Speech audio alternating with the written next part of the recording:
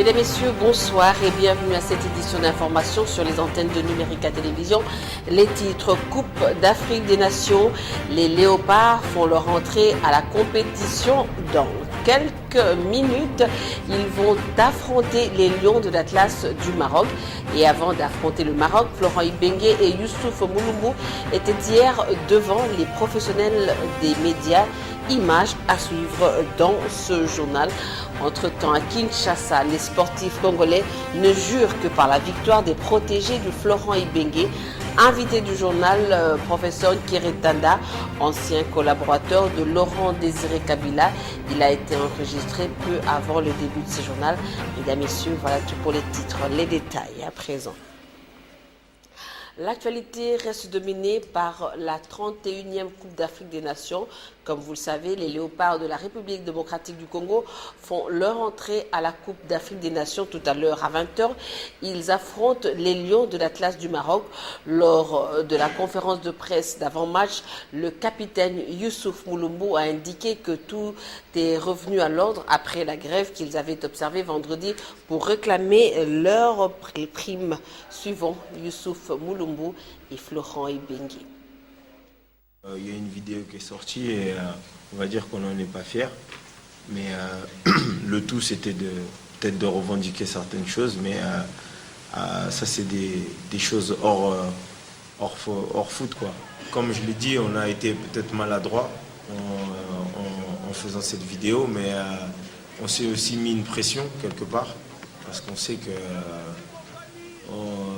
on est un pays de football avec 80 millions d'habitants.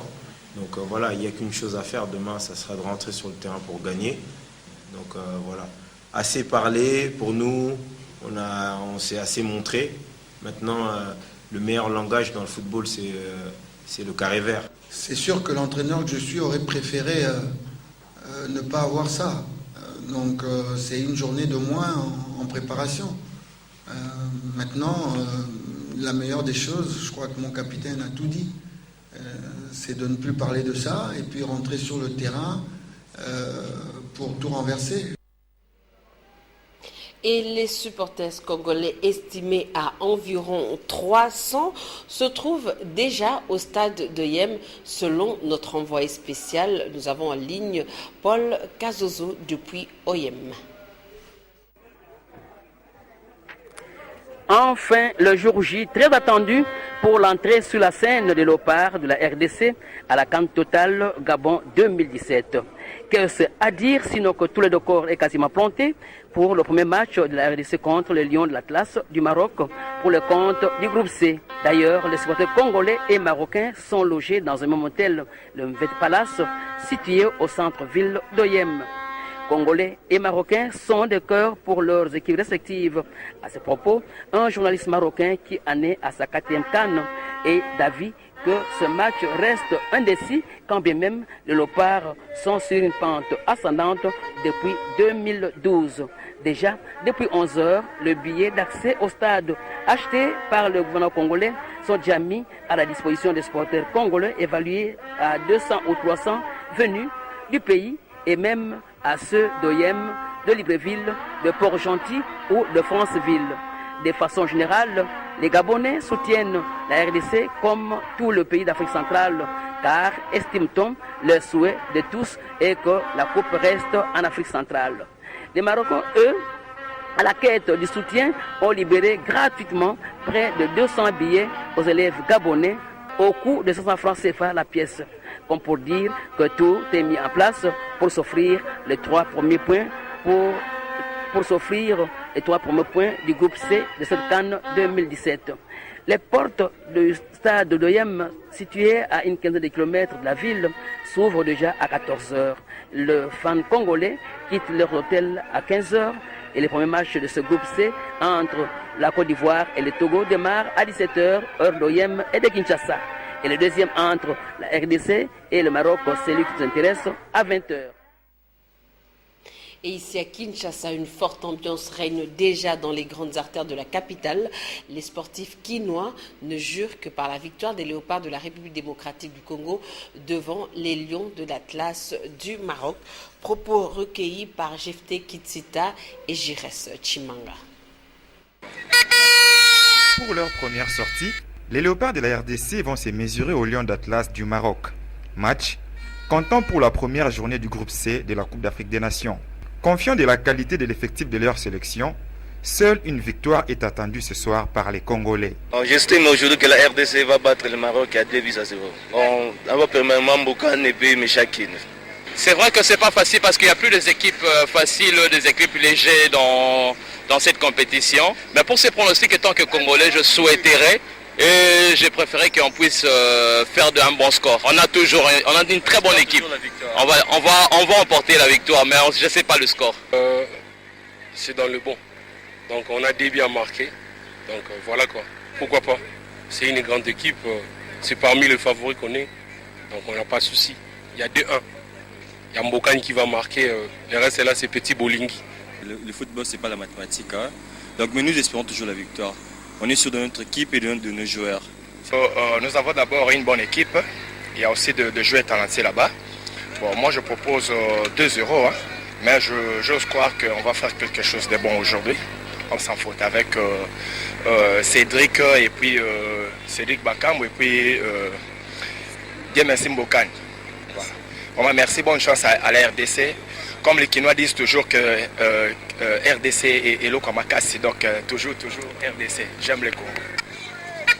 Le temps est donné. C'est tout à l'heure à partir des 20h heure de Kinshasa qu'on en saura un peu plus sur l'état de forme de nos vaillants léopards. Dans le reste de l'actualité, la République démocratique du Congo a commémoré le héros national Nzé Laurent Désiré Kabila, appelé affectueusement le soldat du peuple. Un culte d'action de grâce avait eu lieu aujourd'hui à l'église protestante de la cathédrale du Cinquantenaire. Le prédicateur a convié les Congolais à balayer le chagrin et à s'engager sur la voie de la reconstruction en servant les autres. La reconnaissance de l'esprit patriotique et humaniste de Mzé reste le point fort du culte. Témoins de l'événement, Michel Kérékéré et Serge Mitelesi.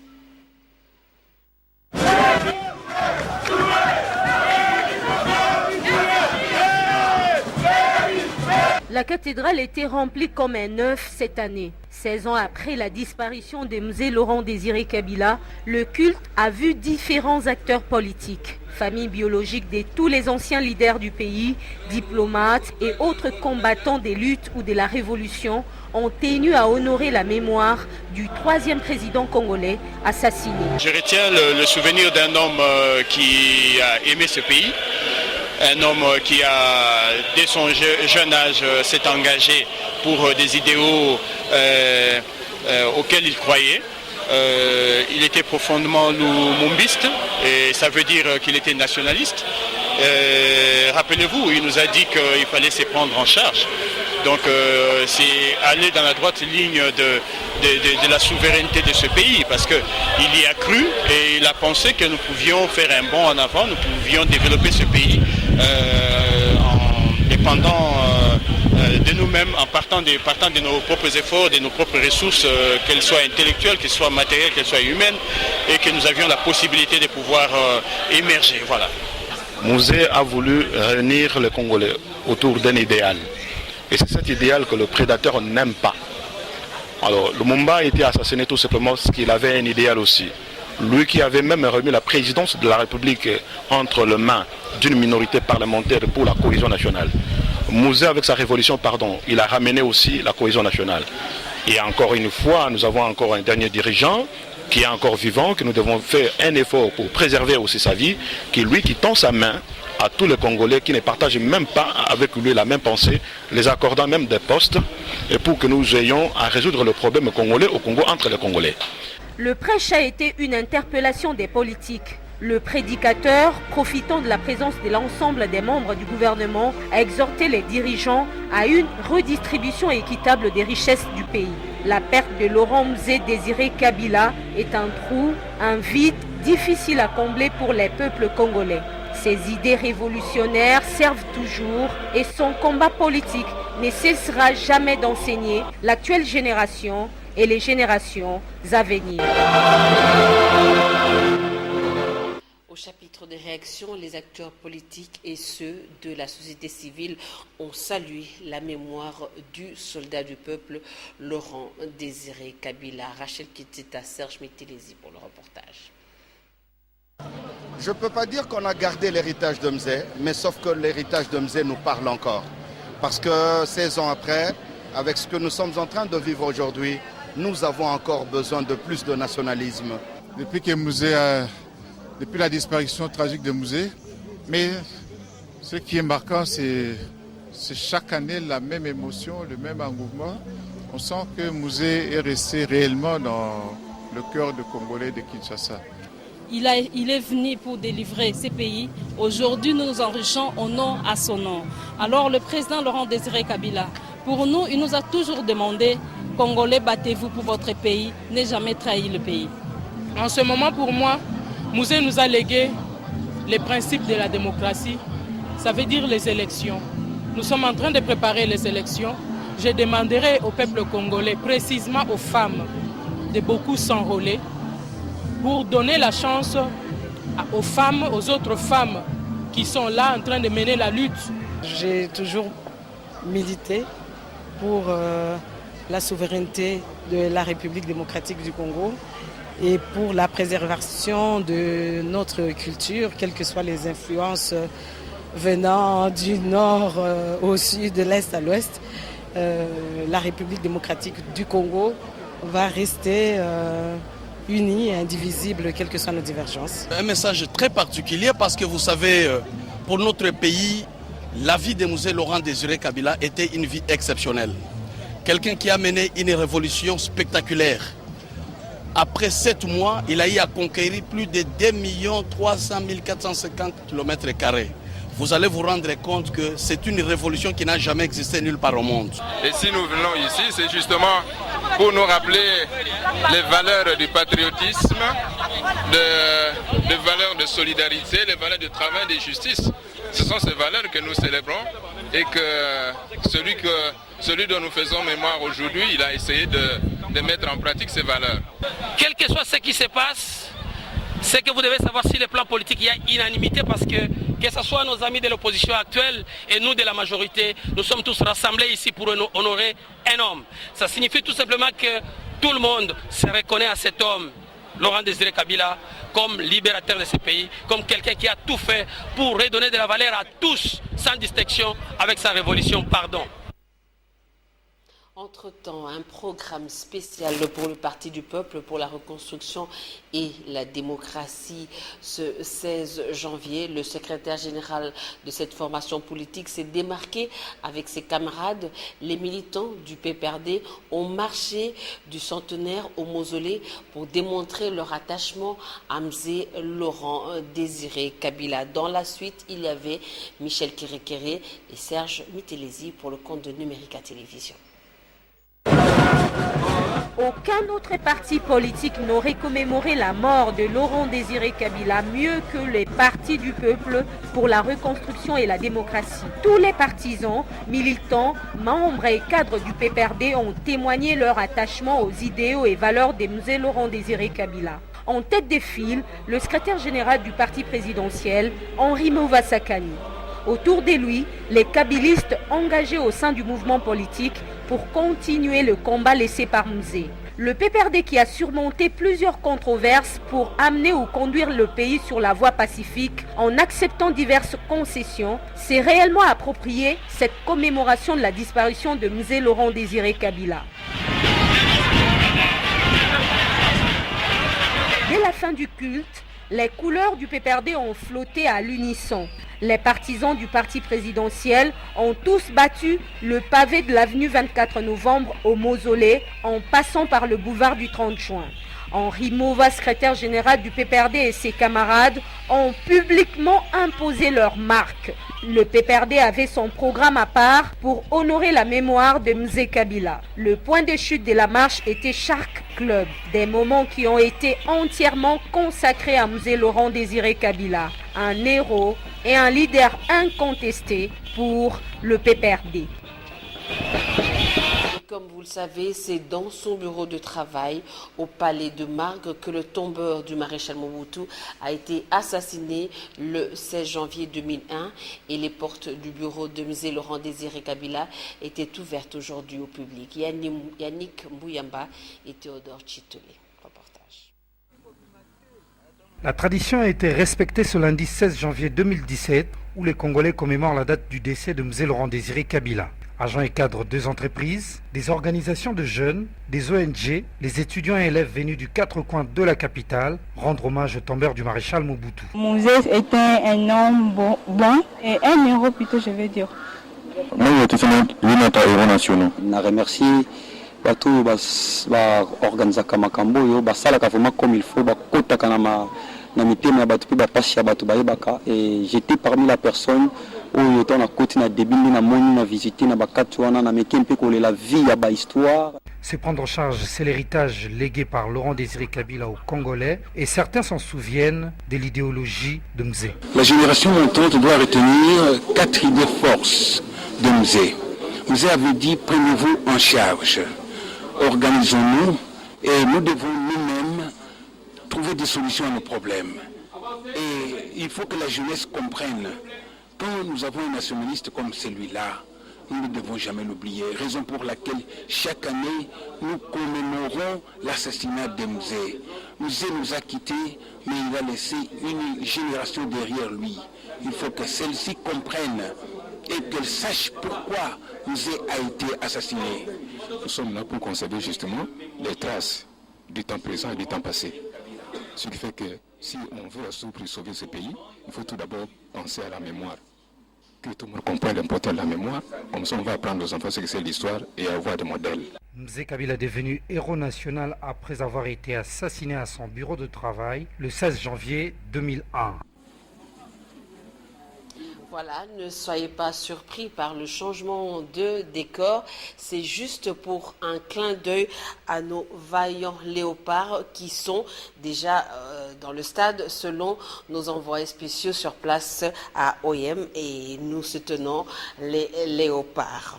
Poursuivons donc ce journal. Qui était alors Laurent Désiré Kabila, 3e président de la République démocratique du Congo et soldat du peuple, tombeur du maréchal Mobutu, élément de réponse avec Élisée Manfou.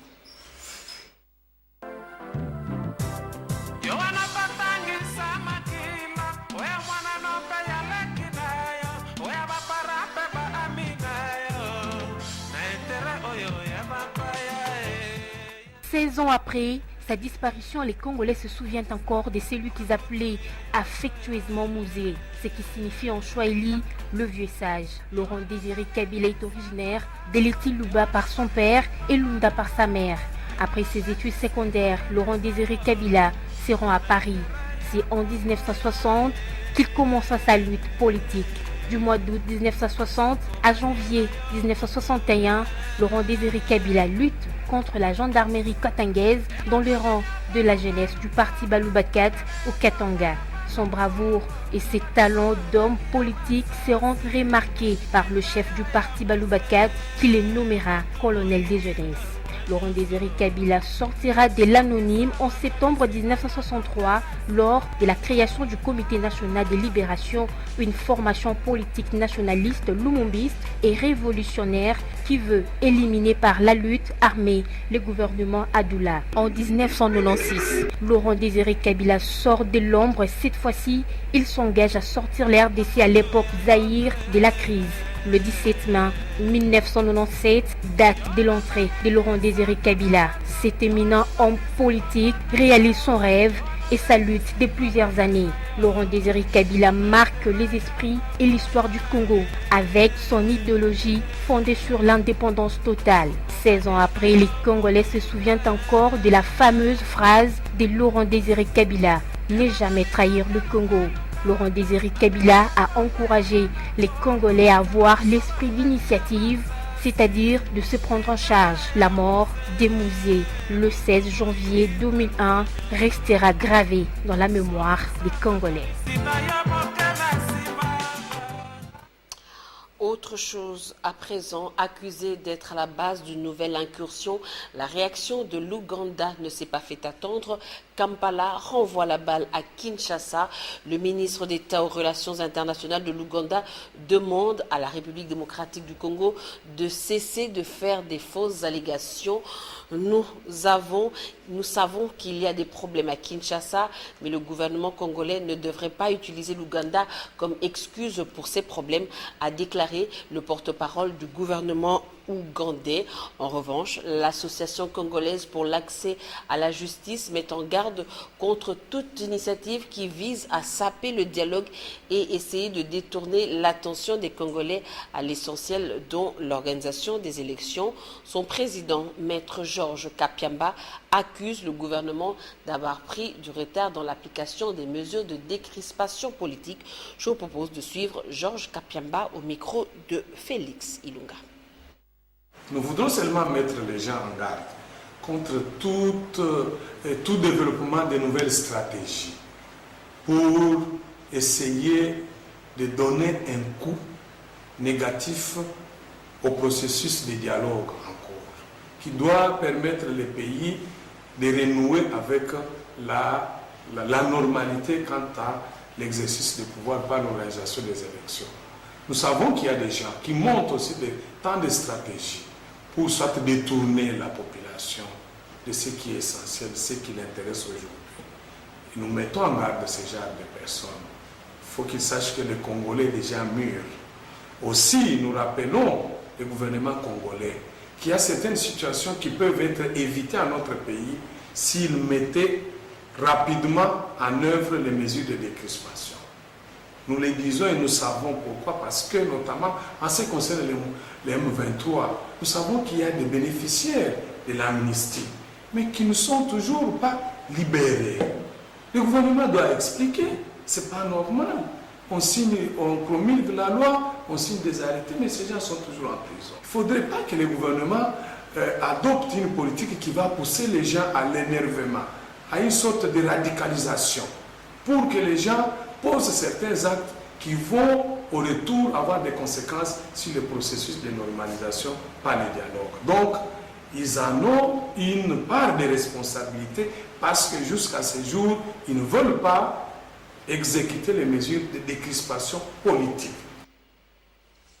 À suivre la réaction du gouvernement dans nos prochaines éditions d'information.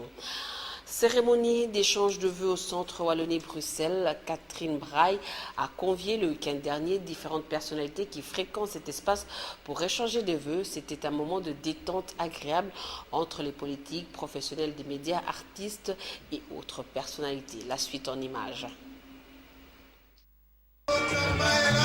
La tradition a été respectée en ce début d'année pour la cérémonie d'échange de vœux. Catherine Braille, déléguée à Wallonie-Bruxelles, a réuni une bonne brochette d'hommes et de femmes politiques, toutes tendances confondues, les hommes de la culture, associations féminines et les médias, autour d'un verre et de petits plats.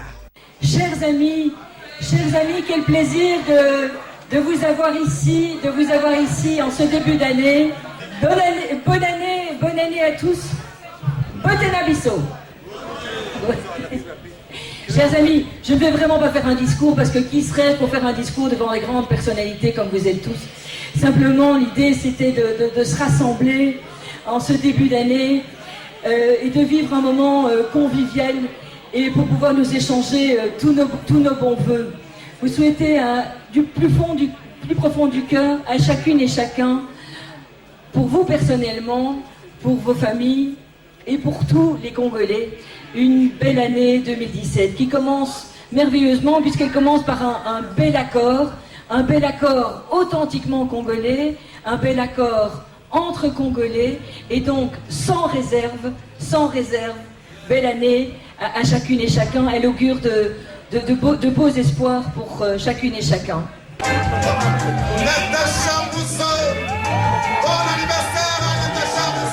Au-delà des barrières politiques et culturelles, les invités ont profité de ce moment de détente conviviale pour échanger et parler un langage commun, celui de voir l'année 2017 en RDC comme étant l'année de l'espoir.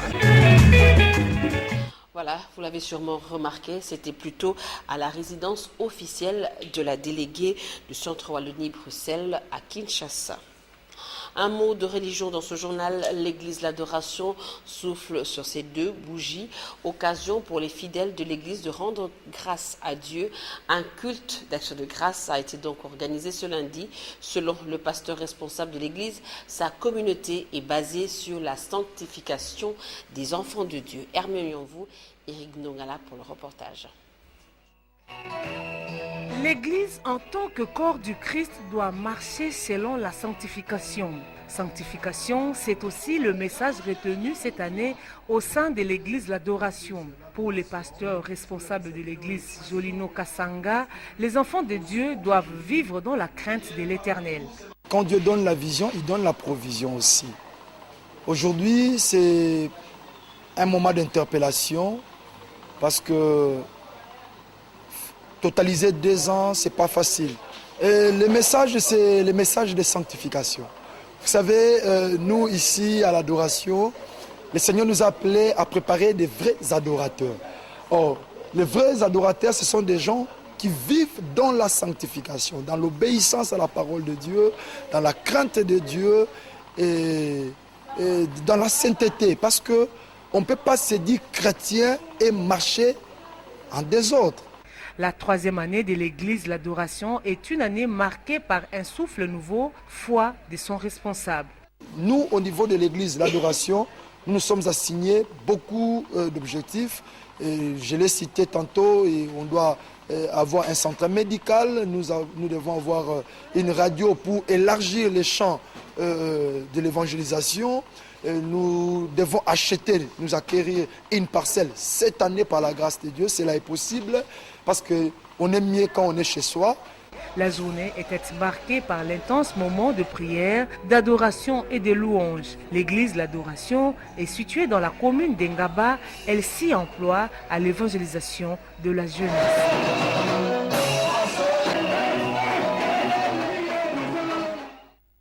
Voilà, professeur Keretana, c'est à nous maintenant.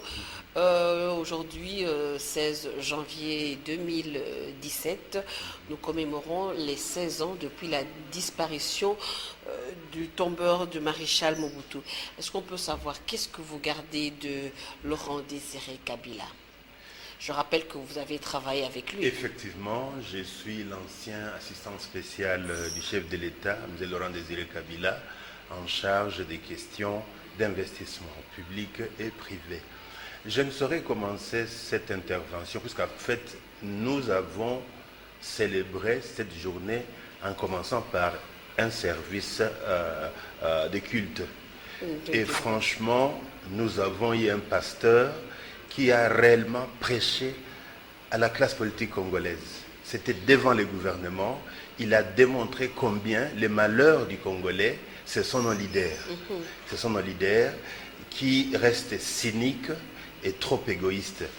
Et je ne peux pas manquer de commencer cette intervention sans lui dire merci, dans l'espoir que les intéressés ont compris. C'était une interpellation, comme on peut absolument, dire. Une très forte interpellation, et j'espère que les gens ont compris. Alors, parlant de souvenirs de musées, franchement, il y a des aspects. Il y a des souvenirs dans un contexte idéologique et il y a des souvenirs dans le cadre purement des rapports humains. Alors, en ce qui me concerne, je dois dire que mon orphelinat politique a commencé avec la disparition de M. Laurent Désiré Kabila. Ce qui fait que chaque fois quand nous commémorons cette date, c'est trop douloureux pour nous de voir que notre chef n'est pas là, puisqu'au lendemain de son départ, nous tous qui avions travaillé avec lui, on a été mis à la porte par les nouveaux régimes. Et cela ne doit pas être vu négativement, je dois vraiment le souligner, puisque la cour avait changé, la cour du roi avait changé, et il fallait que le nouveau roi se crée sa propre cour. Et c'est comme ça qu'on a compris ça. Néanmoins, on reste un peu frustré de constater que c'est nous qui avions en fait créé la base du système qui a été hérité, et c'est nous maintenant qu'on a mis à la porte. Je ne dis pas qu'on devait nécessairement nous intégrer, nous tous, mais il y avait moyen de réconcilier ces frustrations avec la gouvernance actuelle. Donc il y a un grand souvenir de frustration quand on arrive à cette date, on voit vraiment que vous êtes là. Vous repensez au passé, voilà. Mais pour les bons souvenirs quand même. Pour les bons souvenirs, franchement, c'est le pouvoir, ce sont les occasions qu'on a eues à rendre service aux Congolais. Mais au point de vue de ce que nous avions perçu comme une possibilité d'héritage, il n'y en a pas du tout. Il n'y en a pas du tout. Au point de vue idéologique, Musée n'existe pratiquement pas. Il y a la fondation Musée Laurent Désiré Kabila qui est un héritage physique, mais là aussi, j'ai difficile à identifier des initiatives au niveau social qui sont étiquetées Fondation Musée Laurent Désiré Kabila. Donc je ne sais pas ce qu'elle a fait la fondation, en tout cas elle est là, c'est un bon souvenir. Il y a les monuments qui est là, il y a les enfants du chef qui sont là, disons des musées qui sont là. C'est ça l'héritage que mais apparemment vous ne sentez plus. Vous ne sentez plus les idéaux prônés par... pas du tout, pas du tout. Les idéaux des musées sont partis avec lui. Et encore une fois, je ne les dis pas dans un sens négatif, puisqu'il faut avouer que nous avions certaines politiques qui n'étaient pas bonnes pour les pays. Je vous donne l'exemple. À notre époque, quand la guerre a commencé, notre slogan était « Cette guerre sera longue et populaire ». On ne peut pas vouloir une guerre, quelle qu'elle soit longue. On doit mettre fin à une guerre. Justement, qu'est-ce que signifiait cette phrase-là, longue et populaire, puisque la guerre, jusqu'aujourd'hui, elle continue. Peut-être est-ce que c'était ça la vision, que la guerre ne va pas se terminer en République démocratique du Congo? En prononçant cette phrase, la guerre sera longue et populaire. Que signifiait concrètement cette phrase, selon la vision de Musée Laurent Désiré Kabila? Selon la vision de Musée, c'est qu'on allait continuer à se battre jusqu'à la dernière goutte de sang. Pour défendre notre pays, pour défendre notre territoire, pour notre souveraineté, quoi. Or, on ne peut pas défendre les pays seulement en se battant. Et c'est ça qui a été la magie du nouveau régime. Aussitôt que le nouveau président est arrivé, on a commencé les dialogues. Nous accordions peut-être 5% des interactions au dialogue et 95% à la guerre. Lui, il a fait l'inverse. Donc, ce sont des choses comme ça que j'ai dit qu'on ne doit pas nécessairement s'attendre, on ne devait pas s'attendre à ce que le fils du président soit comme son père. Ce sont deux personnes différentes voilà. Et qui chacun a sa vision du monde, a ses politiques, et on doit apprendre à accepter ça. Puisque je l'ai dit, chaque fois quand je dis ça, on a tendance à vouloir forcer la continuité des musées pour se projeter positivement vis-à-vis du régime actuel. Or, le régime actuel a totalement abandonné les idéaux des musées, et c'est leur droit. Et vous avez parlé d'orphelinat, orphelin politiquement. Absolument. Mais le successeur de Laurent Désiré Kabila a quand même travaillé aussi avec quelques collaborateurs de Musée Laurent Désiré Kabila, son père. Bon, encore une fois, ça c'est votre opinion, mais nous qui avions travaillé avec lui, qui connaissons les nombres que nous sommes, ça c'est une goutte dans l'océan. De l'océan. Et je ne les dis pas négativement, je voudrais vraiment souligner cela. Je comprends la nuance, c'est son droit le plus absolu. Mais quand même, il bénéficie de quelques conseils de votre part? Non, pas du tout. Non. Pas du tout. Et c'est là maintenant où j'ai parlé de l'ignorance totale de ceux qui sont cassés pour créer la base. Moi, j'ai abandonné ma famille pour être ici. Est-ce que vous avez déjà cherché à le rencontrer? Peut-être que ce n'est pas d'un mauvais œil, comme vous le dites. C'est peut-être que vous êtes frustré et vous vous êtes retiré sans pour autant toquer à la porte. Personnellement, je suis membre de la majorité présidentielle. J'ai pris part aux réunions à Kingakati à 2, 3, 4 reprises. Donc, ce n'est pas qu'on n'est pas au courant de ça. Et je ne voudrais pas que ceci apparaisse comme des lamentations. Pas du tout, pas du tout. Nous reconnaissons cependant que une certaine gratitude, une certaine reconnaissance devait être exprimée à l'endroit de ceux qui ont créé les fondements. Oui. Et qu'on nous voit maintenant remplacés par des mobutistes, mais ça n'a pas de sens. Ça n'a pas de sens. Qui prennent les devants sur les kabylistes et mzéistes, ça n'a pas de sens. Mais encore une fois, nous reconnaissons la discrétion de celui qui agit, d'agir comme il veut, puisque c'est un nouveau régime, c'est une nouvelle cour du roi, et on ne peut qu'observer. D'accord, l'actualité politique est ce qu'elle est aujourd'hui. Alors, dans la vision de Laurent Désiré Kabila, vous qui étiez proche de lui, aurait-il cautionné les négociations politiques actuelles? Non. Encore une fois, je venais de vous dire que Mzé avait le comportement de Macky Sall. Il avait pris du temps pour enlever cette casque de Macky Sall et prendre la casque du président de la République. Et c'est comme ça qu'il voyait le tout souvent par la confrontation. Par la confrontation, pas question de négociation. Nous avons raison, nous n'avons pas à négocier avec ces gens-là et nous devons nous en débarrasser. Donc je ne pouvais pas entrevoir la facilité des négociations dans le contexte de l'ancien régime, et c'est pourquoi j'ai dit encore qu'il y a des changements qui ont fini par être bénéfiques pour ces pays, même si perçus comme étant une déviation, n'est-ce pas, de la philosophie de M. Laurent Désiré Kabila. Alors, professeur Tanda, comment parvenir alors à la traduction des actes, des visions des héros nationaux, de Laurent Désiré Kabila et pourquoi pas de Lumumba? Comment on peut, si on demandait de faire revivre ça, comment peut-on parvenir à cela? Bon, il faut, dans le cas de Lumumba par exemple, qu'un parti comme le PALU se retrouve au pouvoir. Il a été au pouvoir? Non, au pouvoir, c'est-à-dire avoir les derniers mots. Quand vous êtes Premier ministre, le président peut encore vous contredire. Donc, avoir la possibilité en tant que parti d'asseoir les orientations lumumbistes comme les orientations fondamentales de notre politique d'action pour la communauté.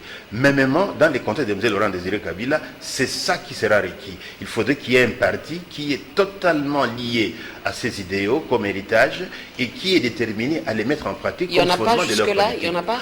Bon, un parti politique est réellement... Non, pas du tout. Pas du tout, il n'y en a pas. Même ceux qui ont tenté, vraiment, ça n'a pas tenu. Ça n'a pas tenu. Et donc, c'est ça la seule voie que Il faudrait encore créer un autre parti politique ou seulement appuyer l'idéologie de Laurent Désiré Kabila dans les partis politiques qui existent déjà? Non, mais non. Ça, c'est les idéaux de Mzé comme fondement de la politique nationale. Néanmoins, nous avons des partis politiques aujourd'hui, petits, grands, qui ont embrassé certaines orientations. Par exemple, l'autoprise en charge. Le commun de Montaigne vous dira que c'est une bonne chose d'être à même de développer des mécanismes pour se prendre en charge. Donc ça devient une étiquette qui est pratiquement générale. Ce n'est pas nécessairement lié maintenant à M. Laurent Désiré Kabila. Mêmement, les types de sens de responsabilité des citoyens, la responsabilité citoyenne, la participation aux actions de l'État, ainsi de suite, ce sont des aspects qui peuvent être étiquetés de muséistes, mais qui ont été recolorés par des différents partis et qu'on voit dans d'autres partis, quoi. C'est ça. D'accord. Alors, professeur Keretanda, 16 ans aujourd'hui, depuis que M. Laurent Désiré Kabila nous a quittés, quelle est la phrase, vous êtes peut-être orphelin politiquement aujourd'hui, mais quelle est la phrase qu'il a prononcée et que quand vous pensez à cette phrase, ça vous donne une force et un courage d'aller de l'avant? La phrase, c'était en privé. Où nous étions à 3 ou 4, je crois, Mbouille Angola et quelques gens, et puis il nous dit, vous serez des grands responsables de ces pays. Alors, ça c'est resté dans ma tête. Donc j'ai la dette, hein, je dois faire quelque chose pour ma communauté. Je le faisais déjà, je continue à le faire, et je vais le faire jusqu'à ma mort. Jusqu'à concrétiser sa volonté. Absolument. Alors vous êtes professeur, est-ce qu'il faut continuer à enseigner dans nos écoles Lumumba et Kabila seulement par rapport aux dates, les simples dates? Quand on se rappelle de M. Laurent Désiré Kabila, c'est le 16, on reste à la maison. Dans les écoles, que faut-il vraiment enseigner aux enfants pour que la vision de M. Laurent Kabila reste ancrée dans la tête des jeunes Congolais?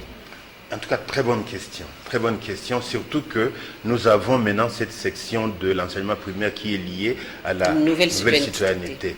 Il est évident que nos livres d'histoire ont toujours connu des vides par rapport à la reconnaissance de nos propres gens, de nos propres héros. Donc c'est réellement une des belles façons de pouvoir immortaliser ces héros, Mzee Laurent Désiré Kabila et Patrice Emery Lumumba, qui en tout cas est trop dans la mémoire. Ils sont déjà un peu trop dans la mémoire des gens, mais au point de vue de l'identification de ce qu'ils ont fait, du rôle qu'ils ont joué pour que nous soyons là où nous sommes en tant que pays, je crois que intégrer ça dans l'enseignement serait une très bonne chose. Mais il faut qu'il y ait la volonté politique pour ça. Or, quand on voit ce qui se passe actuellement, personne semble penser à Mzee, quoi. À part les 16, personne ne pense à ça. Donc c'est un cri qui est lancé, qu'on considère, ne fût-ce que comment formaliser ça. Et nous sommes là, en tant que scientifiques, et pouvons aider à orienter, n'est-ce pas, une telle initiative. D'accord, nous sommes pris par le temps. Tout à l'heure, nos 11 nationales vont rencontrer le Maroc dans le cadre de la Coupe d'Afrique des Nations. Un pronostic, professeur? Un pronostic, je ne sais pas, étant donné la frustration de nos joueurs, et nous avons un système qui ne fait que répéter les mêmes erreurs et qui n'apprend rien des erreurs passées. Les joueurs sont partis mécontents. Et moi, je ne vois pas ce que des gens mécontents vont faire pour nous. Et c'est l'État qui est responsable pour ça. Est-ce que la faute n'a pas été déjà réparée? La faute n'a pas été... Moi, j'ai ouï dire qu'il y a des arriérés qui datent de 2 ans et qui n'ont toujours pas reçu. Et ça se répète année après année. Et finalement, je reviens à ce que nous disaient les pasteurs ce matin. Notre problème, ce sont nos dirigeants. Ce sont nos dirigeants. Et je ne m'attends pas à ce que cette équipe fasse des miracles là-bas. Je ne veux pas être l'avocat du diable, l'avocat du malheur, mais sur base des éléments qui sont sur la table, je ne m'attends pas à ce qu'ils fassent des miracles. En tant que nationaliste, croisons les doigts pour que nos léopards aillent de l'avant. Merci, professeur, d'avoir répondu à cette invitation. En tout cas, nous ne manquerons pas de vous recevoir encore sur ce plateau pour d'autres questions d'actualité. Merci beaucoup. Mesdames, Messieurs, c'est la fin de ce journal. Merci et bonne suite de programme sur nos antennes. Au revoir.